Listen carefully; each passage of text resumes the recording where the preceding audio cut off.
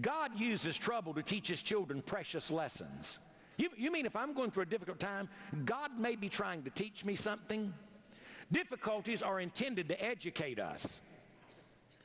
And when their good work is done, a glorious reward will become ours through them. There's a sweet joy and real value in difficulties, for God regards them not as difficulties, but as opportunities. Well, that would change a conversation, wouldn't it? If somebody said, pray for me, I am in great difficulty. And if they could convince you that it's not difficulty, but if you know Jesus and are trying to live in the will of God, it's a great opportunity. We talked, and I really gave you two major thoughts. I talked about the contrast in the command, and I said this, and I want to just say it again and use this as a foundation. God resists the proud, but God assist the humble. He will come to your assistance, but if you're prideful and you want to do it your way, God will resist you. Now it continues with the command, and I really need verse number 7 and the first word to launch what I want to say. I mentioned there are 10 imperatives. Some of them take a positive form, others negative. All of them middle voice, which means acted upon. It means that it's not passive and that God does it for you. But the things he's calling for, he gives you the grace for you to submit to him. They're forceful and demanding in the way they call for action. They're antidotes to work against the ever-present disease called pride.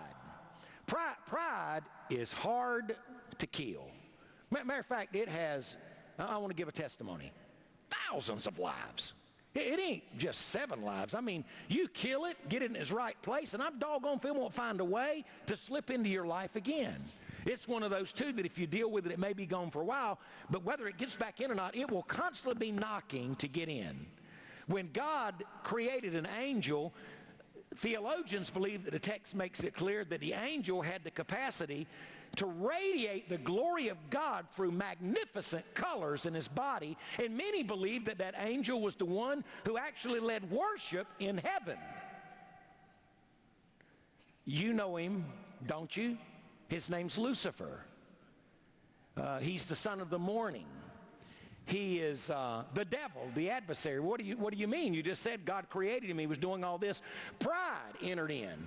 And instead of giving God the glory, he wanted the glory that God was the only one worthy of. Well, we can do that sometimes, to think about what we've done instead of what he's allowed us to do and what he's done with us. So these could be the pills that could lead to healing if we're really willing to take all of them. And listen to this. This is why they're so important. They're prerequisites to greater grace. I need grace greater in my life, and this is a prerequisite.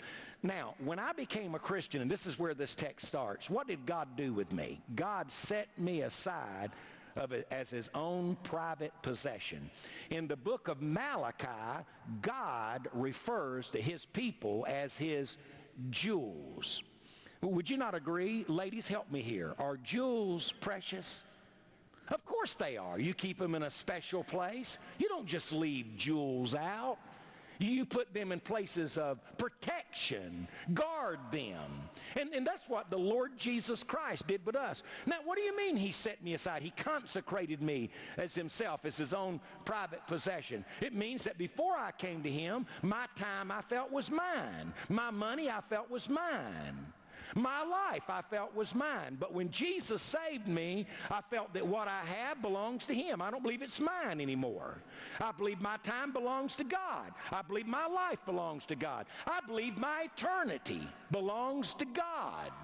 And so he set me aside. And I believe the happiest person in the whole world is one who is living in allegiance to this consecration. So he goes back and it's almost like he says, let me rehearse what I want in you as a believer. So he says you need to submit. Submit yourself therefore to God. That is raising the white flag. It indicates submission to be voluntary. It's passive in its form.